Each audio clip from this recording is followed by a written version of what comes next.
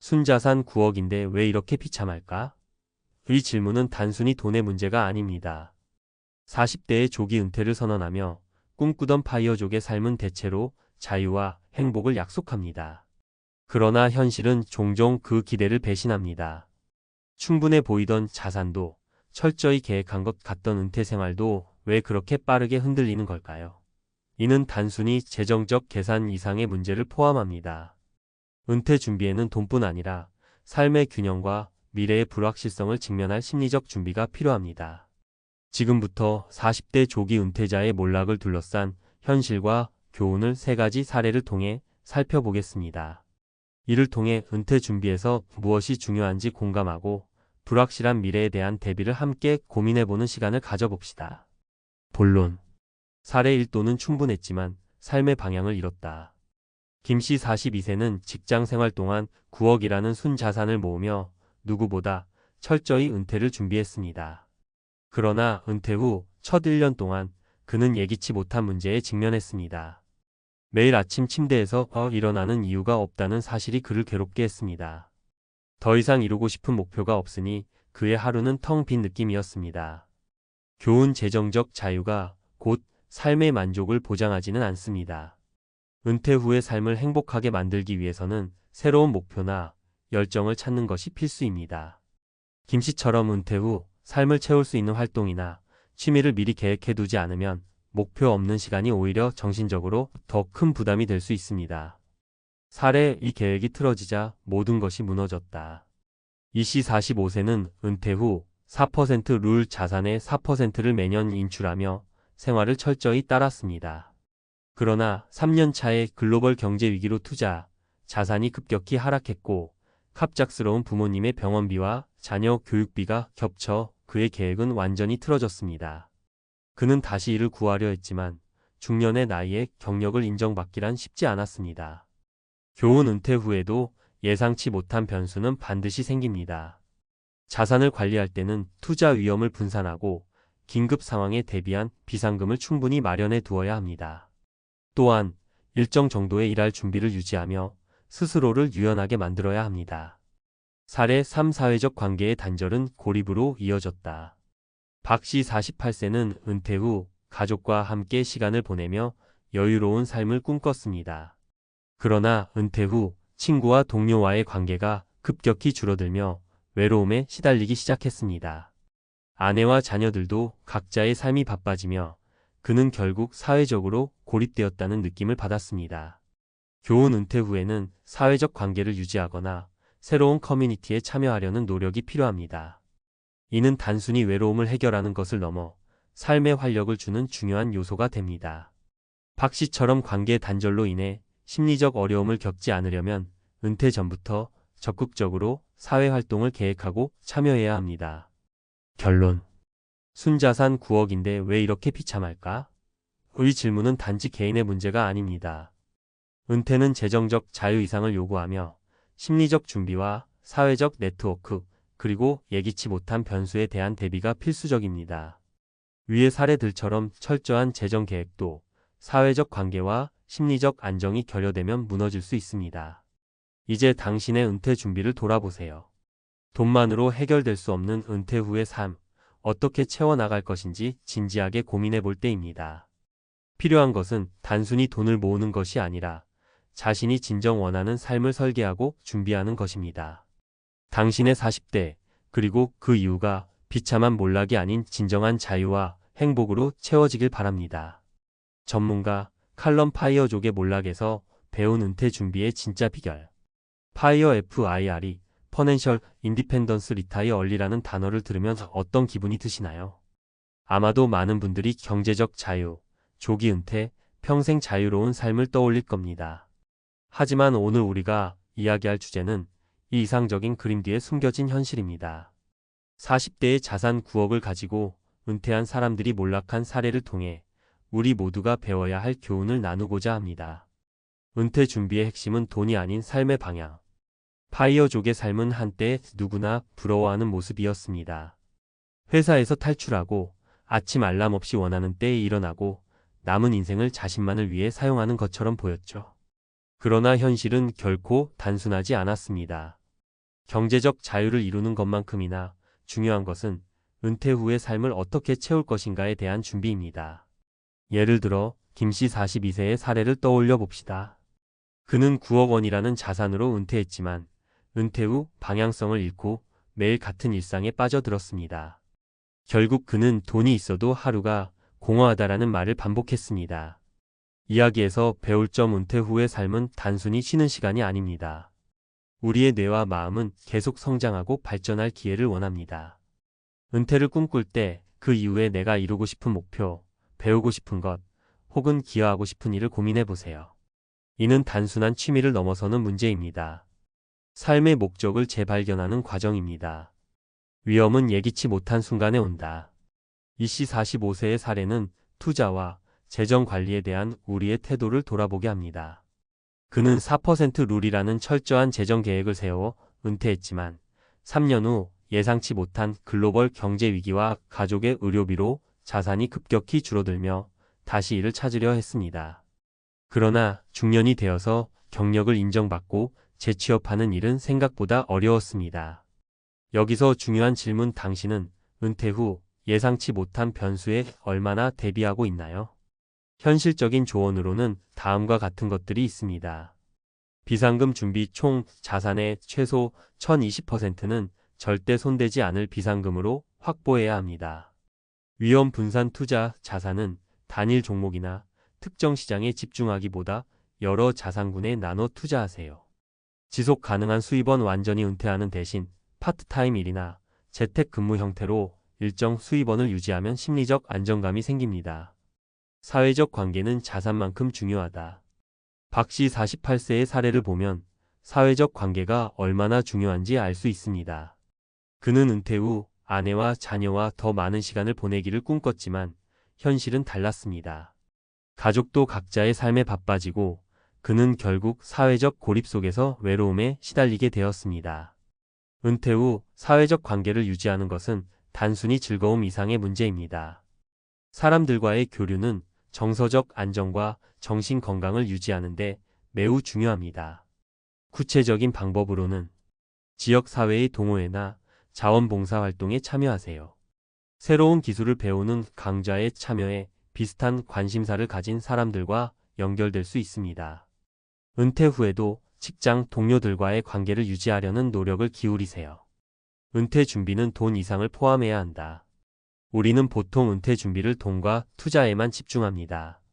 그러나 파이어족의 사례는 은퇴 준비가 단순히 돈으로 해결되지 않는다는 것을 보여줍니다. 진정한 은퇴 준비는 다음 세 가지 질문에 답하는 것에서 시작됩니다.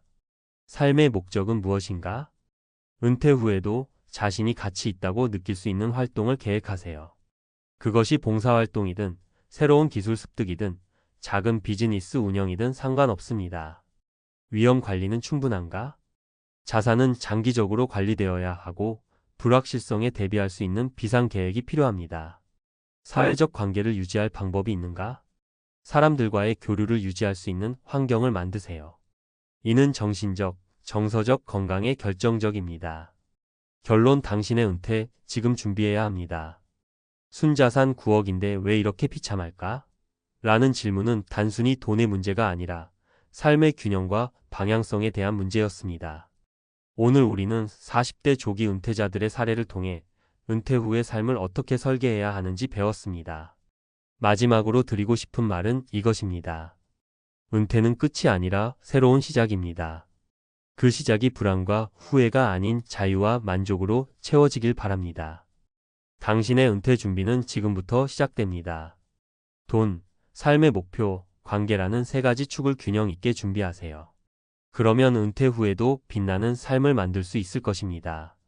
지금부터 당신의 은퇴를 위한 진짜 계획을 세워보세요. 아, 이제 회사 생활도 오래 했고 슬슬 은퇴 준비해야지. 이렇게 생각하시는 분들 많으시죠? 한창 일할 땐 내가 이만큼 일했으니 은퇴 후엔 편안하게 살 수 있겠지 하고 기대하기 마련인데요. 막상 현실은 기대와 너무 달라 낙담하는 분들을 심심찮게 볼 수 있습니다. 특별히 요즘은 은퇴 후에도 수익을 창출하기 위해 주식이나 부동산, 코인 등에 적극적으로 뛰어드는 분들이 많아요. 하지만 전업투자로 뛰어드는 순간 마치 우리가 생각했던 안락한 노후라는 판타지가 무너지는 경우가 허다합니다. 사실 은퇴라는 말이 주는 무게가 만만치 않습니다. 정년퇴직이라는 어찌 보면 당연해 보이는 시나리오도 이제는 누군가에게는 사치처럼 느껴질 수도 있고요. 정년이 되어 떠나든 조기퇴직을 하든 은퇴 후 삶을 앞에 두고 느끼는 불안감은 크게 다르지 않습니다. 이젠 급여가 들어오지 않는 상황에서 살아가야 하는데 그 공백을 메우기 위해 많은 분들이 투자에 매달리죠. 그런데 현실은 어떨까요? 누구에게나 성공적인 전업 투자자의 모습이 펼쳐지는 건 아닙니다. 오늘은 은퇴 후 전업 투자를 결심했다. 큰 어려움을 겪은 사례 3가지를 통해 왜 대부분의 사람이 실패하는지 살펴보고자 합니다. 나는 절대 그런 실패 안 해. 라고 마음먹으셨더라도 그 사람들 역시 처음엔 똑같이 자신만만했다는 점을 기억해 주시면 좋겠습니다. 1. 첫 번째 사례 적금보다 주식이 낫겠지 했다가 퇴직금이 생각보다 괜찮게 나오더라고요. 그 돈 가지고 뭐 할까 고민하다가 은행에 넣어두면 이자가 너무 적잖아요. 그래서 딱 떠오른 게 주식이었어요. 솔직히 주식으로 친구도 돈 벌고 TV나 인터넷에 보면 XX 기업 주식 몇 천 주 사서 수억 벌었다는 얘기 흔하잖아요. 저도 나도 이거 하면 되겠다. 라는 생각이 들어서 바로 증권사 문을 두드렸죠. 이렇게 시작한 김모 60씨의 은퇴 후 삶은 시작부터 화려해 보였습니다. 다행히 초기에는 장이 좋아서 김 씨도 꽤 짭짤하게 수익을 올렸어요. 매일매일 증권 계좌를 들여다보는 재미에 푹 빠져서 역시 내 선택이 옳았어. 라는 확신을 갖게 됐죠. 문제는 시장이 갑자기 급락장으로 돌변하면서 시작됐습니다. 매수해둔 종목이 하루아침에 반토막이 나는 걸 보고도 김 씨는 장기 투자하면 다시 오르겠지라는 생각으로 버텨보려 했어요. 그런데 1년이 지나도 주가가 회복되지 않는 종목이 수두룩했고 퇴직금의 상당 부분을 날리게 됐습니다. 더 치명적인 건 마음의 안정을 잃었다는 거예요. 불안해서 잠을 잘 못 자게 되고 가족들과의 관계도 삐걱거리기 시작합니다. 자다가도 내 주식이 또 빠지면 어쩌지라는 생각이 불쑥불쑥 올라와요. 하루에 10번도 넘게 핸드폰으로 시세 확인하고 말수가 점점 없어집니다. 애들한테는 괜찮다. 다 방법이 있다고 말하지만 사실 괜찮지 않아요. 가끔은 내가 괜히 은퇴 후에 전업투자 어설프게 시작했다가 다 망쳤구나 싶어서 스스로가 한심해지죠. 처음 주식에 진입했을 땐 남들도 다 하는데 나도 할 수 있겠지라는 단순한 생각이 컸습니다. 하지만 시장 상황은 내 의지와는 무관하게 흘러가고 전문 지식 없이 무작정 뛰어든 전업투자는 결국 커다란 손실과 심적 스트레스로 이어졌습니다. 두 번째 사례 부동산이 최고라면서요. 박모 58씨는 부동산이 답이라고 믿는 사람이었습니다. 돈을 모아서 은퇴 후엔 월세나 전세 수익으로 편히 살겠다. 이게 박 씨의 오랜 꿈이자 계획이었어요. 실제로 박 씨는 택지지구 개발로 인근 땅값이 크게 오르던 시기에 부동산으로 조금씩 돈을 벌기도 했습니다. 주변에서 부동산 투자는 안전하다, 부동산은 절대 안 망한다라는 말이 심리적 안정감을 주었죠. 그런데 막상 전업 투자가 되고 나니 일이 그리 간단치 않았습니다. 시장이 과열되면서 규제가 빡세졌고 금리가 오르는 바람에 대출을 껴서 사둔 부동산의 가격이 생각처럼 오르지 않는 거예요. 오히려 일부 지역은 가격이 떨어지기 시작했습니다. 수익형 부동산이라고 샀는데 세입자를 구하지 못해 몇 달째 빈집으로 놔둬야 했죠. 생각해 보세요. 은퇴하고 나면 월급이 더 이상 안 나오잖아요. 근데 부동산 투자도 결국은 유지비가 든다고요. 세입자가 없으면 공실 관리비도 제가 내야 하고 대출이자도 나가야 하고 예상 못했던 잡비가 생각보다 큽니다. 이자만 내다가 정말 한 달 한 달이 힘들어요. 이렇게 스트레스 받을 줄 알았다면 그냥 무리하지 않고 작은 월세 집이나 차곡차곡 사놓을 걸 그랬어요. 박 씨는 부동산이 최고라는 말을 맹신했고 그 믿음이 과도한 투자로 이어졌습니다.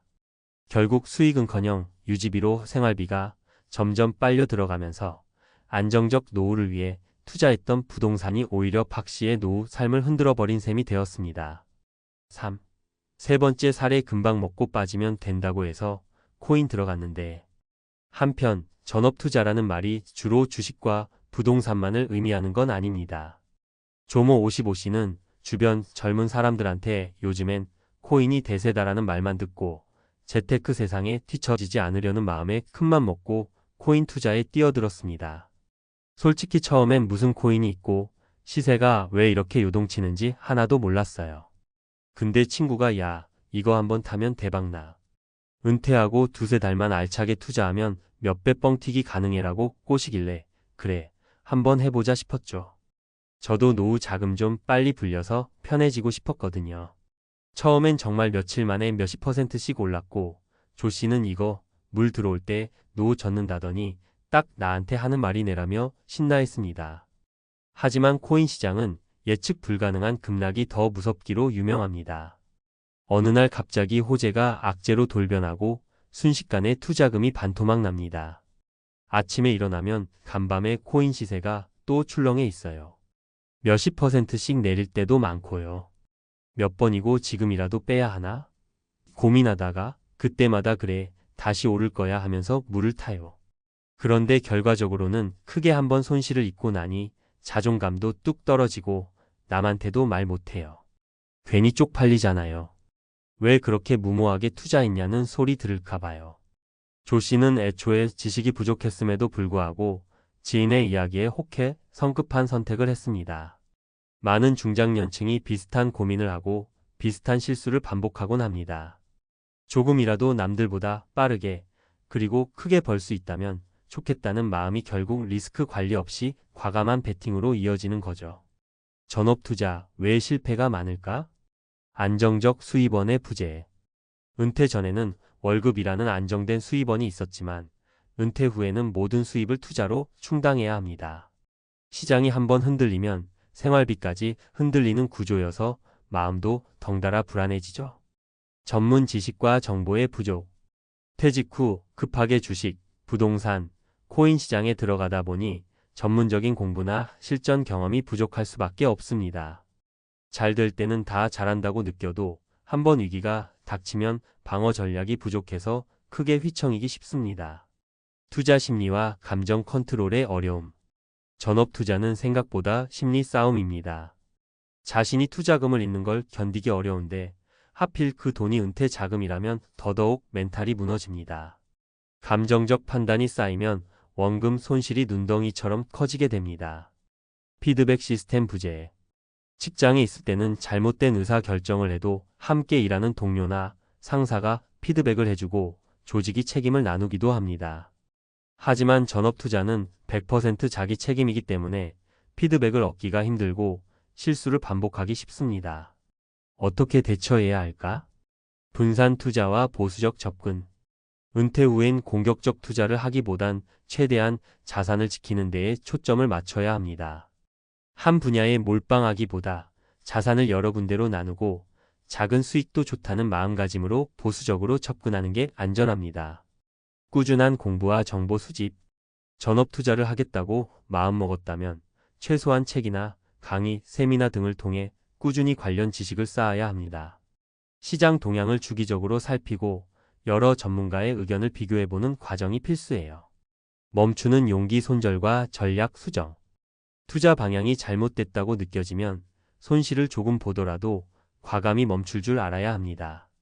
괜히 버티다가 손실이 눈덩이처럼 커져 되돌릴 수 없는 지경에 이르기 쉽습니다.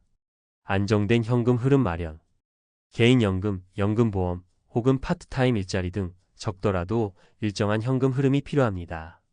최소한 생활비만큼은 투자에 의존하지 않도록 만드는 것이 심적 안정감에도 큰 도움이 됩니다.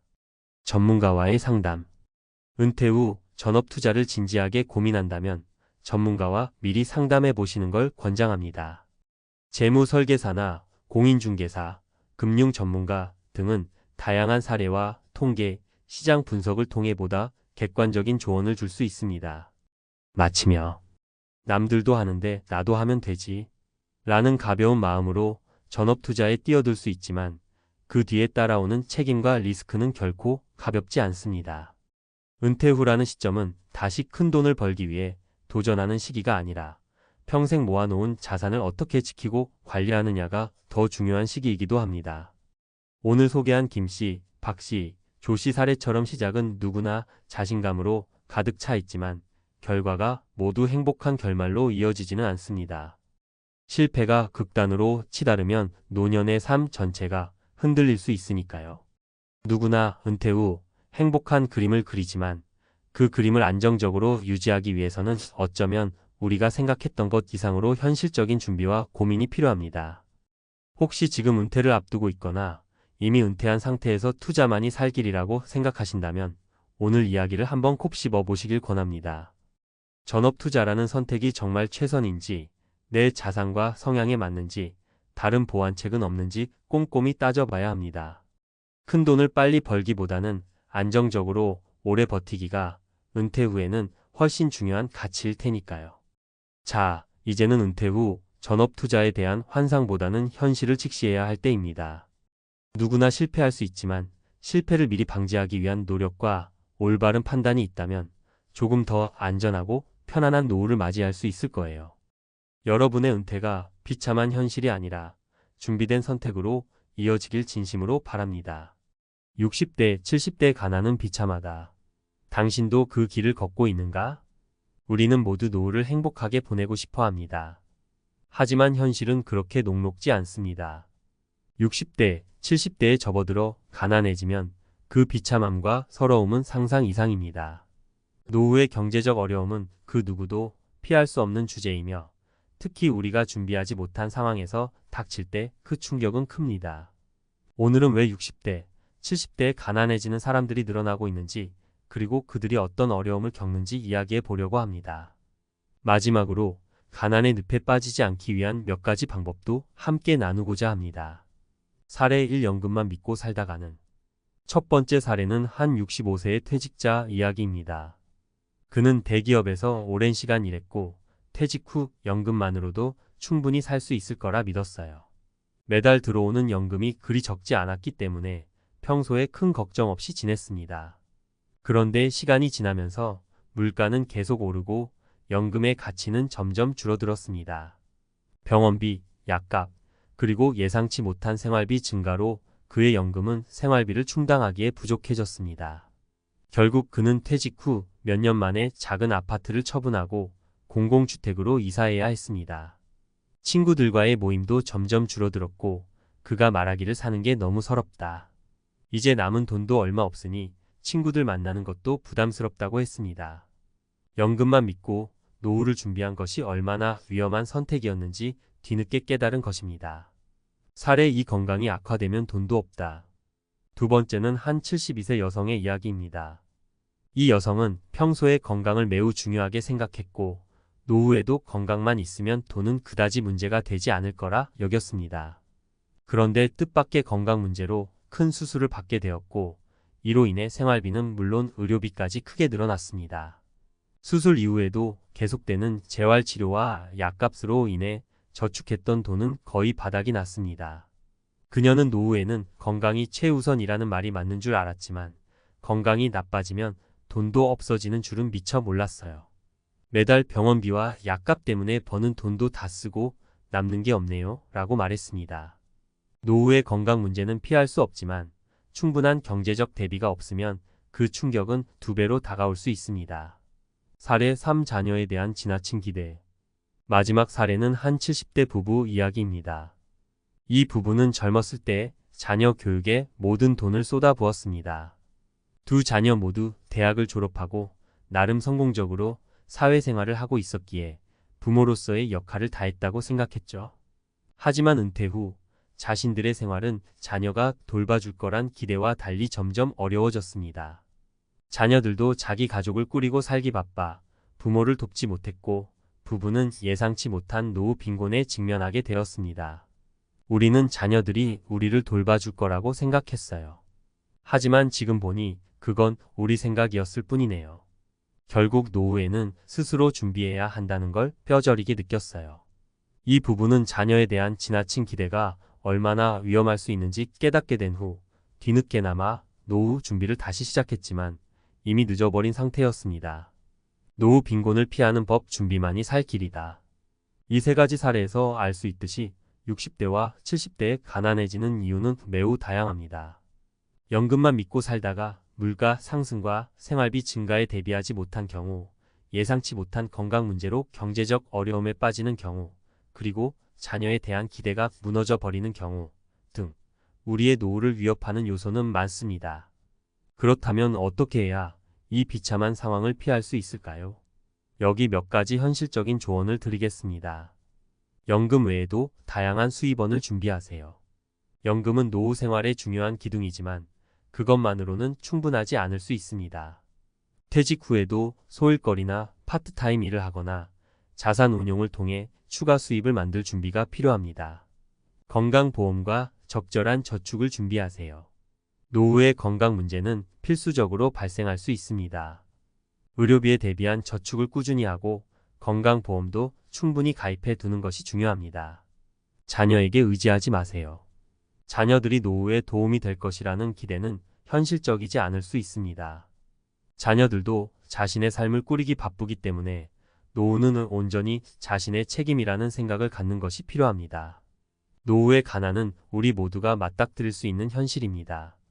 하지만 지금부터라도 준비를 시작하면 그 길을 피할 수 있습니다. 60대, 70대에 가난하게 사는 것은 단순한 경제적 어려움이 아니라 삶 전체의 질을 떨어뜨리고 비참함과 서러움을 동반할 수 있습니다. 그렇기에 미리미리 대비하고 다양한 방법으로 스스로의 삶을 책임질 준비를 해야 합니다. 지금 이 글을 읽고 있는 당신도 이미 그 길을 걷고 있는 것은 아닐까요? 그렇다면 지금부터라도 준비하세요. 당신의 노후는 당신 손에 달려 있습니다. 노후의 경제적 어려움은 누구나 마주할 수 있는 현실이지만 이를 극복한 사례를 통해 우리는 희망을 찾을 수 있습니다. 경제적 회복과 자아 실현은 비록 가난한 노후라고 해도 충분히 이룰 수 있는 목표입니다. 돈이 부족하더라도 삶의 가치와 의미를 찾아가는 과정에서 더 풍성한 인생을 살 수 있습니다. 경제적 회복의 희망, 자산 관리와 새로운 기회. 먼저 경제적 어려움을 극복하고 다시 자립한 한 67세 여성의 이야기를 나누고자 합니다. 그녀는 작은 사업을 운영하다 퇴직 후 연금만으로 생활을 이어가고 있었습니다. 하지만 60대 초반에 예상치 못한 의료비와 생활비가 겹치며 재정적 어려움에 빠졌습니다. 처음엔 좌절했지만 그녀는 자산 관리의 중요성을 깨닫고 적극적으로 재정 재건을 시작했습니다. 평생 모아둔 적은 금액의 자산을 적극적으로 운용하기 시작했고 동네에서 소규모로 가르치는 취미 강의를 시작하며 작은 수입을 얻었습니다. 처음엔 무서웠어요. 그런데 제가 배워둔 취미들이 이렇게 직업으로 연결될 수 있다는 걸 깨달았죠. 자산도 조금씩 불려가면서 생활의 여유도 찾을 수 있었습니다. 그녀는 그렇게 스스로 경제적 자립을 이룩하며 노후를 더 안정적으로 보낼 수 있었습니다. 이 사례는 연금에만 의존하지 않고 자산을 적극적으로 활용하는 것, 그리고 새로운 일자리를 찾는 노력이 얼마나 중요한지를 보여줍니다. 또 다른 70대 남성의 이야기도 있습니다. 그는 젊은 시절 다양한 직업을 거쳤으나 퇴직 후 연금만으로는 부족한 생활비 때문에 경제적 어려움에 빠졌습니다. 하지만 그는 좌절하지 않고 소자본 창업을 시도했습니다. 작은 카페를 운영하며 지역 주민과 교류하는 동시에 퇴직자들에게 인생 경험을 나누는 소규모 강연을 시작했습니다.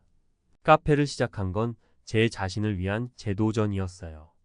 경제적인 수입도 얻고 사람들과 소통하면서 살아가는 재미도 찾았죠.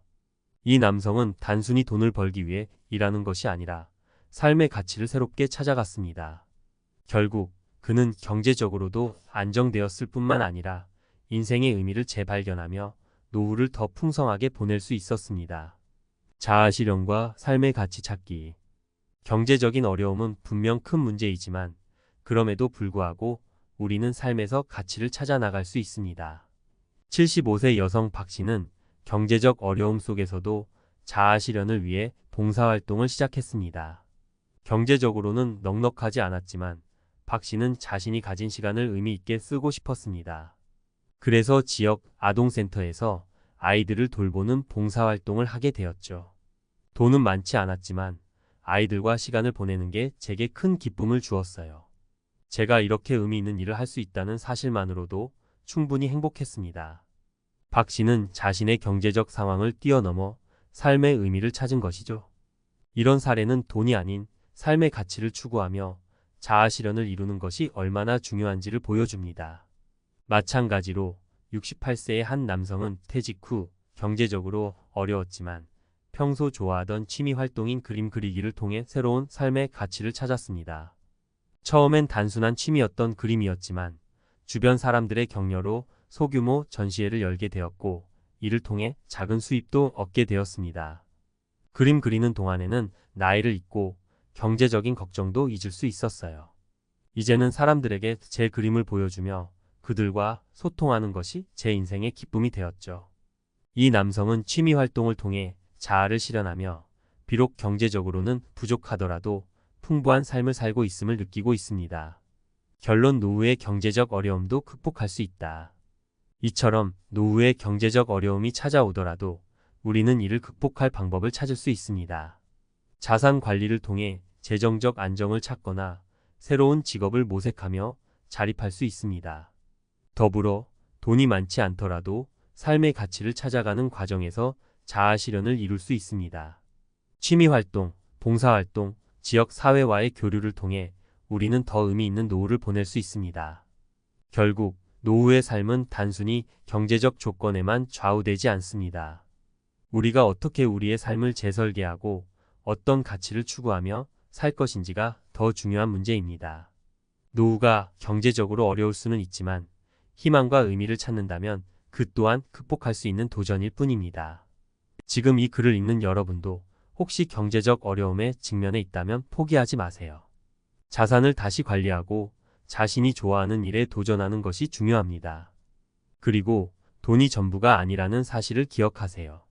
우리는 자아 실현과 삶의 가치를 통해 비록 돈은 부족하더라도 더 풍요로운 삶을 만들어갈 수 있습니다.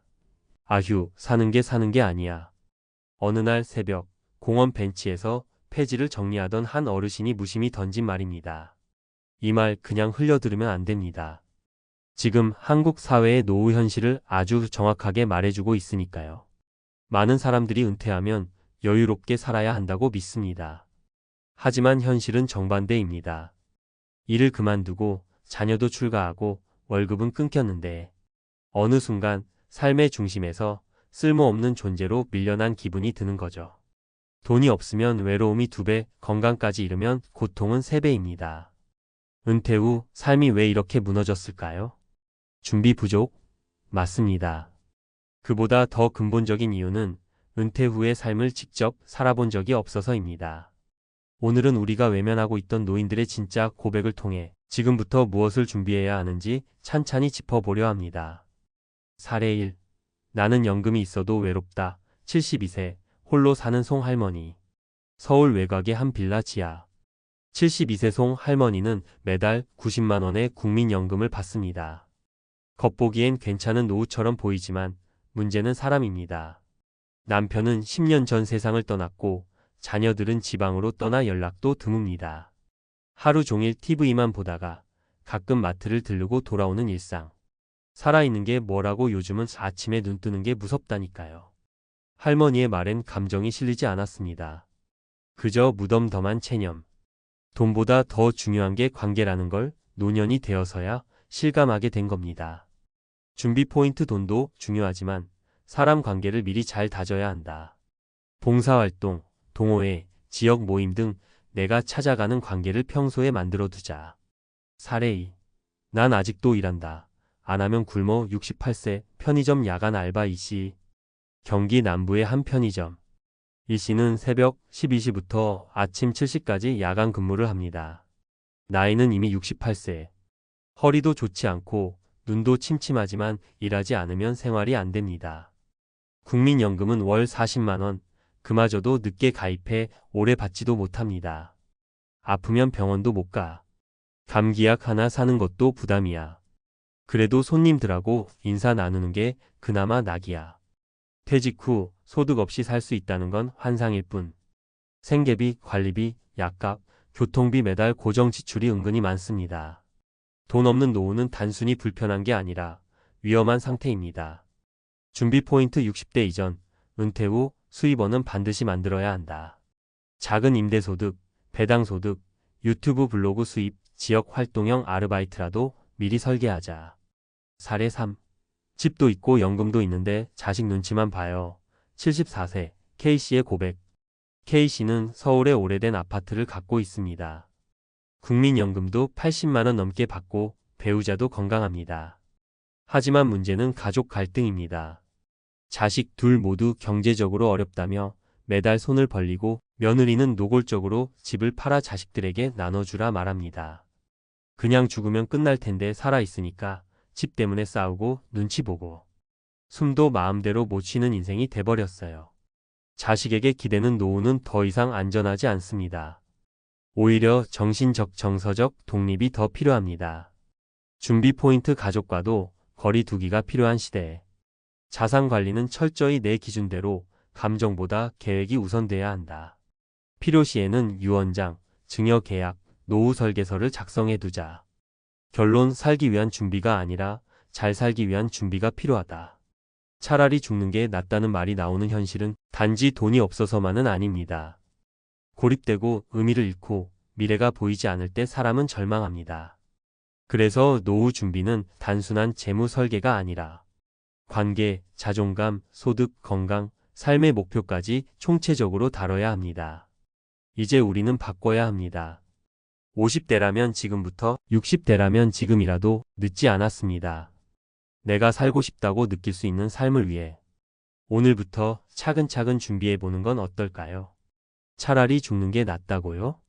노인의 입에서 터져나온 이 한마디가 보여주는 은퇴 후 삶의 위기. 한국 사회는 세계에서 가장 빠르게 고령화되고 있습니다. 통계청에 따르면 2025년이면 전체 인구의 20%가 65세 이상 초고령 사회에 진입합니다. 하지만 그만큼 노후 준비가 체계적으로 이루어지고 있는가? 안타깝게도 그렇지 않습니다. 지금 우리가 마주하고 있는 노인의 현실은 단순히 나이든 삶이 아니라 경제적, 심리적, 사회적 붕괴의 경계선 위에 선 위험한 삶입니다. 1. 경제적 위기 연금만으로는 부족하다. 한국의 국민연금 평균 수령액은 2024년 기준 월 약 60만 원대에 불과합니다.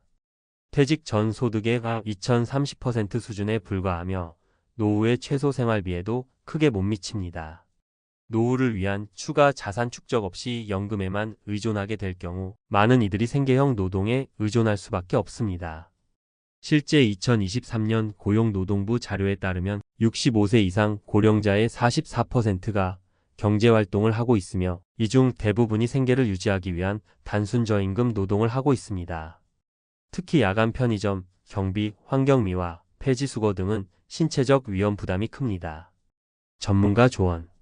50대부터 은퇴 후 현금 흐름 포트폴리오를 만들어야 합니다.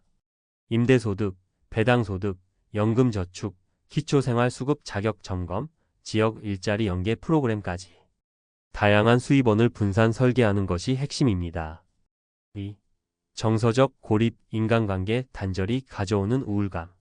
한국보건사회연구원의 조사에 따르면 노인의 3명 중 1명은 심각한 외로움을 느끼고 있으며 그중 상당수가 우울증이나 불면증을 겪고 있습니다. 가족과의 왕래가 줄고 친구들과도 단절되면 사회적 접촉이 거의 없는 상태에 이르게 됩니다. 특히 혼자 사는 고령자의 경우 하루 종일 대화 한마디 없이 보내는 날도 적지 않으며 이로 인해 살아있으나 살아있는 느낌이 없다는 말을 자주 하게 됩니다. 전문가 조언. 노후를 위한 사회적 네트워크 설계도 경제만큼 중요합니다. 퇴직 전부터 지역 커뮤니티, 봉사단체, 동호회, 평생학습 등 의미 있는 인간관계를 유지할 수 있는 기반을 마련해야 합니다. 3. 가족 내 역할 소멸, 정서적 소외와 존엄의 위기. 노후의 가장 큰 고통은 존재감의 상실입니다. 한때는 가족의 중심이었고 사회의 일원이었지만 은퇴 후에는 결정권도 발언권도 사라지며 심지어 가족 내에서 부담스러운 존재로 인식되기도 합니다. 부모의 집을 두고 자식들끼리 다투는 경우, 연금을 놓고 며느리와 갈등이 생기는 경우, 심지어 아버지 왜 아직도 살아 계세요? 같은 충격적인 말을 듣는 노인도 실제 존재합니다. 이는 노후의 자산 관리 문제와도 직결되며 자식에게 지나치게 의존한 재정 구조가 갈등의 불씨가 됩니다. 전문가 조언. 자녀와 재산에 관한 문제는 감정보다 계획이 앞서야 합니다.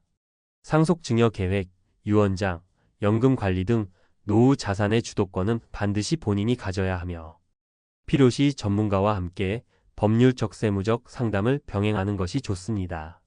마무리 살아가는 것이 두렵지 않도록 준비는 지금 시작돼야 한다. 많은 노인이 말합니다. 죽는 것보다 사는 게 더 두렵다. 이 말은 곧 우리가 만든 사회 시스템과 개인의 노후 설계가 실패했다는 경고입니다. 노후를 위한 준비는 단순히 돈만의 문제가 아닙니다. 경제, 관계, 건강, 자존감, 존엄이 모두 유기적으로 연결되어야 비로소 우리가 꿈꾸던 행복한 은퇴가 현실이 될 수 있습니다. 지금 50대라면 더 늦기 전에 구조적인 준비를 시작하십시오. 이미 60대 이상이라면 주어진 현실 안에서 주도적으로 새로운 삶을 재설계하십시오. 노후는 운명이 아니라 전략입니다.